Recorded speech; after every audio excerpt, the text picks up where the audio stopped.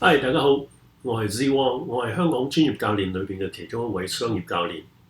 今日1分鐘教練想同大家討論一個話題係點樣先揾到啱自己嘅一條創業路。好多同學成日問，人哋話上網賣嘢好，人哋話咁樣好，但係好似唔係好適合我喎。我想話，如果你嘅出發點，如果你嘅創業嘅出發點係人哋話乜嘢好，呢個方向已經係錯咗。我哋要由自己開始，我哋先諗下自己叻做啲乜嘢，又自己享受做啲乜嘢，將呢兩樣嘢夾埋嘅時候，睇下呢一個技能能唔能夠為人哋解決問題。